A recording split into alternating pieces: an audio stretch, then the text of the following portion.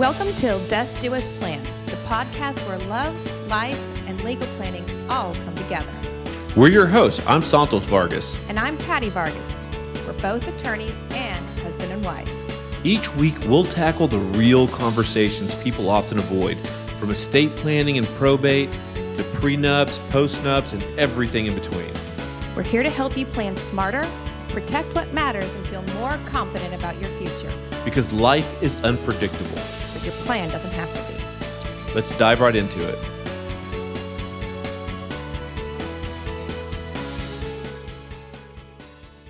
Hello, everyone, and welcome to the Till Death Do Us Plan podcast, a podcast focused on the ins and outs of estate planning, probate, and trust. My name is Santos Vargas, and I'm a 20-plus year trial lawyer focused on estate, trust, and fiduciary litigation. I'm Patty Vargas. I'm board certified in estate planning and probate law with almost 25 years of experience in probate, estate planning, and trust matters. Let's go ahead and jump right in on some of the most very basic elements of estate planning. Patty, why don't we start off talking a little bit about what estate planning is and why it's important? Estate planning really are those documents that are important both during your lifetime and after you pass away, in which you are able to make decisions regarding how your assets will be transferred following your passing, but also regarding the care and treatment you will like during your lifetime. Why is estate planning important? It's really important because without these documents, there are state statutes that are going to govern how these decisions are going to be made. And those decisions may not reflect what your intent is. And so without having these documents in place, there can be situations arise where decisions are being made on your behalf, where your voice, your opinions, your intent is not reflected. And Patty, a lot of the listeners and viewers might not understand kind of whether or not they're a candidate for estate planning or whether they're someone who really needs to start thinking about estate planning. Can you tell us a little bit about who the types of people are that need estate planning? I think a lot of times when people hear the word estate planning, they are given the impression that you must have a certain value of assets or a certain type of assets. But in reality, anyone who is over 18 years of age can really benefit from having these documents. From that sense, certainly someone who is 18 may not have a lot of assets. They may just be starting out, and yet they are seen as an adult. And without a medical power of attorney, for example, or a statutory durable power of attorney, there could be circumstances that arise because of illness or injury where there is not someone who has the legal authority to stand in that person's shoes. And so again, anyone 18 and older is certainly a candidate for someone who needs these types of documents. Of course, as a person's wealth increases or as they begin to accumulate certain assets, certainly a home, vehicles, bank accounts, that is the time when estate planning documents such as a will or a trust do become much more important. So it's anyone over 18. It is certainly our viewers, our listeners, and even our listeners' parents. Oftentimes, Patty, whenever people start looking into the concept of estate planning, they hear lots of different terms thrown out. And a lot of times, all of these terms and this jargon can get really overwhelming. And one of those terms that people often hear when they start looking into estate planning is they're told they need lifetime documents. Can you explain for the viewers and the listeners what lifetime documents are, what purposes they serve, and what types of different documents constitute lifetime documents? When I use the term lifetime documents, what I'm referring to are documents that have some purpose during your lifetime. So by contrast, a will would have some purpose after you pass away. But a lifetime document is going to be a document that is intended to provide some benefit to you during your lifetime. And there are a number of documents that can be important and applicable in any individual situation. One of the first ones that come to mind, of course, is a statutory durable power of attorney. In a statutory durable power of attorney, you have the ability to identify one or more persons to serve as your agent for various financial or business matters. And even if you don't own a business, if you own a home or other bank accounts or a vehicle, it's important to have a statutory durable power of attorney, because in that document, you give the authority to someone to act on your behalf, to stand in your shoes during your lifetime. And that's important, particularly if you become incapacitated because of illness or injury. And without that document, oftentimes what I find is that we're having to look at a guardianship or conservatorship, which requires that we go down to the courthouse and have somebody appointed as that guardian or as that custodian. And sometimes that may not be somebody that you would otherwise want to stand in your shoes. So in a statutory durable power of attorney, you're able to select those trusted persons in your life whom you would like to be able to handle those matters on your behalf, certainly while you are incapacitated. The other documents really pertain to medical matters. There's the medical power of attorney. In that document, you are able to determine and identify who it is you would like to make your medical decisions for you. Importantly, though, that document only becomes effective when your physician certifies that you are no longer able to make your own medical decisions. So as I often tell clients, as long as you can communicate your medical decisions, you sit in the driver's seat. You're the one who gets to decide. And yet, without that document, if you're over 18 years of age, oftentimes you may find that your medical providers are not going to listen to family members. And so they will ask if there's a medical power of attorney. And if there's not, they may insist that a guardian of the person be appointed. And again, that would require a court procedure and can add additional stress and strain in a situation where there's clearly a need for someone to be able to make your medical decisions on your behalf. What goes hand in hand with the medical power of attorney is a HIPAA authorization form. Now, many of you may be familiar with the term HIPAA because that refers to the federal privacy laws that apply across the country. And that precludes a medical provider from disseminating, from giving out your medical information. Well, certainly if we have a situation where your medical power of attorney needs to step in and make your medical decisions for you because you are incapable of doing so, we want that physician to be able to share your medical information with that medical power of attorney. So by signing that HIPAA authorization form, there's no question that you have authorized your medical power of attorney to receive that information.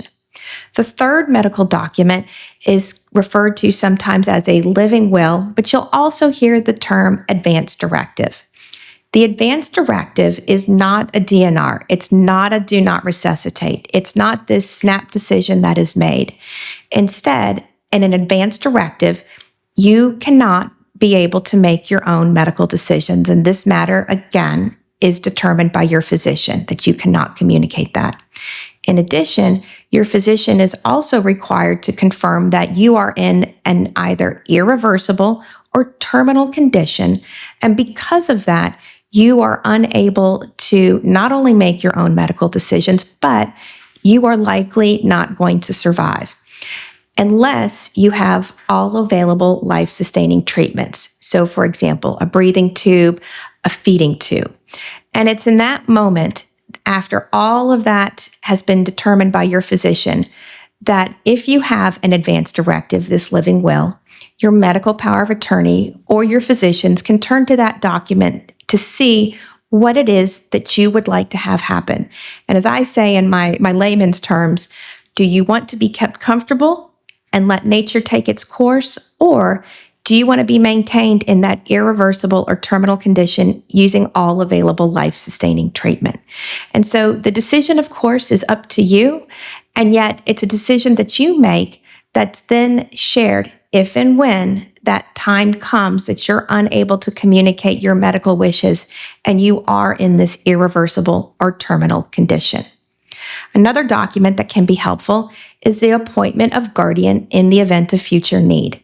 Now, we just talked a moment ago about these documents that should preclude the need for a guardian. And certainly I would expect that those documents would in fact help preclude the need for the appointment of a guardian. However, sometimes it's important to have that document, particularly if there's a family member that you do not want to serve as your guardian. Sometimes I have meetings with clients where I hear about a child that the parents have some concerns about. And so in this document, not only are you able to identify the person or persons you want to serve as the guardian of your person and the guardian of your estate, but you're also able to identify those persons whom you do not want to serve.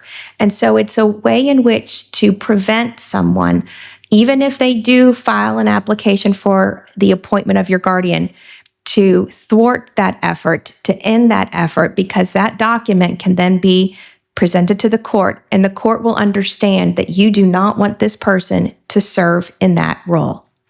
Another document that can be important is the appointment of agent to control disposition of remains. Sometimes I have clients who have very strong feelings about how it is that they want their remains to be disposed following their passing. And so whether you want to be buried, cremated, I've had clients who've wanted to have their bodies donated to science. If those wishes are very strong and you are concerned about family members who will not carry out those wishes, it's important to have that document so that, again, those wishes relating to the disposition of your remains will be followed. And those family members and those individuals who are listening who have minor children, it's important to have a document in which you appoint a guardian for your minor children. Now, we'll talk in a moment about how this language will be included in your will. However, remember that a will only controls and only becomes effective once you pass away. But what if you're in a car accident and you're not able to care for your children, and you need some family member or trusted friend to come in and provide that caregiving to your children?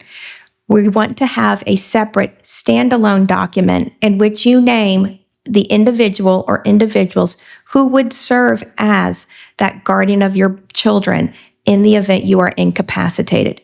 So oftentimes for married couples, the spouses will name one another, but then they will go on to identify those individuals that they have also named in their will should they pass away. And so those are the lifetime documents that I typically refer to when meeting with clients that are of critical importance, depending upon what circumstances are present in your life, whether you have children, whether you have concerns about another family member coming in and trying to seek the appointment of themselves as your guardian. Patty, that was a great overview of some of the different types of lifetime documents. And next, I want to talk a little bit for our viewers and for our listeners about the concept of what a will is. Now, everybody has heard about wills.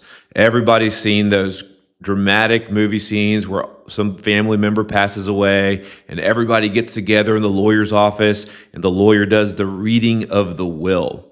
But a lot of times people don't have a really solid understanding of what makes an effective will, why it is that somebody might need a will, what types of provisions exist in wills. Can you explain just kind of some of the basic concepts of what a will is, what makes it effective, and who it is that needs a will? Of course. So a will is a document that is going to determine who receives your probate assets after you pass away. And there are a lot of terms that are included in a will that you will hear when you meet with an attorney. The first is perhaps the term executor.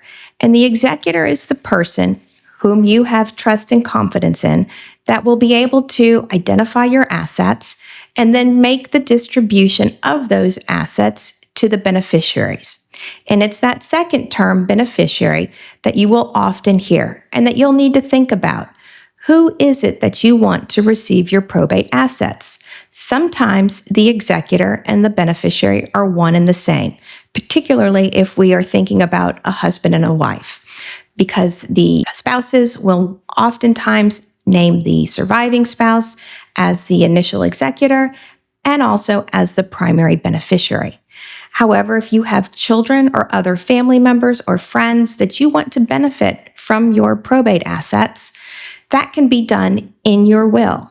And we will want to make sure that those specific bequests to those individuals are in fact made. And without a will, it's important to remember that the state in which you live is going to have laws that are going to control, that are going to govern how your assets are going to pass. And oftentimes, or sometimes, that may not be the individuals you want to receive your assets. And so it's important to remember that a will is going to be critical to ensure that your wishes, the wishes as it pertains to your assets and to the persons they should be distributed, is in fact followed. And with a will, you're able to accomplish that. Another term that you will hear is a term we mentioned a moment ago, which is the term guardian. I mentioned the term guardian earlier as it relates to minor children in a situation where maybe you are incapacitated. But of course, remember, in those lifetime documents, once you pass away, those documents no longer have any effect. We now turn to the will. And as a result, we need that same language in your will that's going to identify who it is that you would like to raise your children until they're 18 and manage their assets until they're 18. And again, it's your ability to name those individuals so that your wishes are followed and hopefully prevent there being any fighting amongst family members as to who will raise the children or who might control the management, administration, and distribution of their assets. Another term that might become important depending upon your personal circumstance is whether or not there are going to be any trust created in your will. And if there are, the term that you will hear is a trustee. And that person is going to be responsible for making distributions to the beneficiary of that trust for either the duration of that individual's lifetime or perhaps in certain increments up to a particular age. It all depends on what your wishes and intent is and the overall terms of your estate plan as to how the trust terms are going to be drafted. And so overall, those are terms that you will often hear when meeting with an attorney: who your executor will be, who you want your beneficiaries to be, who that guardian will be if you have minor children, and also who that trustee might be, particularly if you have minor children or if you are having some estate planning documents that include drafting that are trying to address estate taxes. Some of the other important provisions that might be included in a will are those for pet provisions.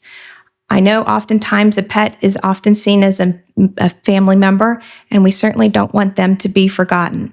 And so making a bequest as to the person who's to care for those pets, as well as perhaps a stipend or certain percentage of your estate that is to go to that person to care for those pets, is something that you are able to include within your will. In addition, some clients are often charitably inclined. They've often given to charities throughout their lifetime. And in your will, this is an opportunity to continue that charitable giving. And so oftentimes a charity can be included in your will as a beneficiary. That charity can receive a distribution alongside your family members, or maybe they're a contingent beneficiary and only receive assets in the event that all other beneficiaries pass away. But regardless, a will is an opportunity to, again, continue making those charitable gifts that perhaps you have started in your lifetime, or maybe is something that you would like to do for the first time in your will. Finally, I believe I mentioned before that if you do not have a will, the state in which you live is going to have terms that are going to determine who will receive your assets. That phrase is called the laws of intestacy. And those individuals may not be individuals that you want to receive your assets. And so again, within your will, you're able to expressly disinherit or not name individuals to receive assets under your will. And so all of those terms become important. And so when you meet with your attorney, you'll want to discuss some of those factors, some of those concerns, some of those wishes that you have to make sure that your will is meeting your needs, your intent, and your goals. So, Patty, let's say someone is interested in starting down the estate planning path and starting that journey. What are some helpful tips that we can provide on the types of information they can gather, the types of documents? What can they start doing to start getting ready before they go step into a lawyer's office and start this path down estate planning and making sure that all of their estate planning needs are taken care of? It's likely that each attorney has their own way in which that initial client meeting is conducted. And yet, to the extent that you are able to go into that meeting with certain thoughts or ideas and have the ability to share with your attorney some of the concerns you have, that's probably the most important thing you can do. But setting that aside, starting to think about some of those individuals that you would like to see appointed in your will. Who should be the executor? Who would be a beneficiary? Who would serve as a guardian? And then with those lifetime documents, who would you want to name as an agent in your medical power of attorney or your statutory durable power of attorney? And so whether you write that down or just come with that information in mind is oftentimes very helpful. But in addition, it's going to be really important that you're able to share with your attorney information about your assets. And it's because that attorney is going to want to think a little bit about the type of estate planning documents to prepare for you based upon the information that you are sharing with them. And this is true whether or not we're looking towards preparing a will, or just because there may be a reason why that person who's serving as your statutory power of attorney may need this information as well. And what I'm really sort of referring to here is a little bit of a roadmap or a document where you've identified what your assets are.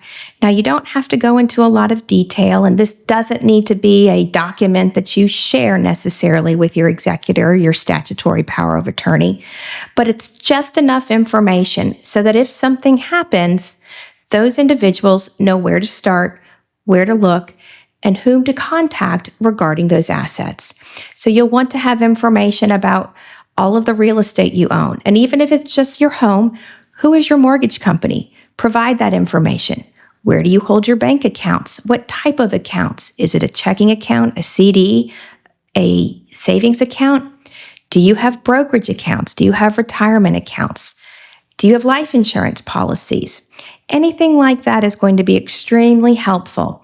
And so having that information written down by you is going to be critically important, because the last thing that an executor wants to do is have that feeling that they have somehow overlooked something as they are working to make sure that all of your assets are identified and distributed pursuant to the terms of your will. Similarly, you're going to want to make sure that if you have any cryptocurrency or NFTs, you're going to want to make sure that you have that information as to how those can be accessed. And again, it's not that these documents have to be given to these individuals, but kept in a safe place where others know they are stored, so that if and when that time comes, that information is readily available and there's not a lot of delay in collecting those assets. And setting the financial aspect aside, there's also the important consideration of your medical information. And while I know medical information is oftentimes privileged and something that you would like to keep confidential, it's helpful if you're able to, again, put pen to paper or type out the list of medications that you have, perhaps if you have an extensive medical history, so that if there's a time during your lifetime that your medical power of attorney has to step in, he or she has that information at their hands. Because in my mind, if there is a time in which your medical power of attorney is having to step in, it's probably a pretty stressful time. And that medical power of attorney may not know what that information is. And so by having that information written down, kept current by you, letting that medical power of attorney know where you keep these documents safely stored, they can then go access those documents and present them to the treating physician at that time, so that you can hopefully receive the best medical care possible based on the information that you are then able to provide, even though you may not be in a position to do so because of your incapacity. So if you're enjoying the Till Death Do Us Plan podcast, or if you're just interested in learning more about estate planning or learning about probate or trust, make sure to hit the like button and subscribe to the podcast. We have lots of exciting episodes coming up. And Patty, do you want to give us a quick rundown about some of the exciting topics that we'll be covering in future podcasts? We look forward to talking about trust, about what it means to try to avoid probate, and then certainly circumstances and stories that we have from our own practice that will hopefully shed light on why estate planning, probate, and trust can be an important part of your overall estate plan. Thank you all again for joining us on the Till Death Do Us Plan podcast. We really appreciate you joining us. Make sure to hit the like button. Make sure to subscribe to the podcast, and we look forward to seeing you on future episodes.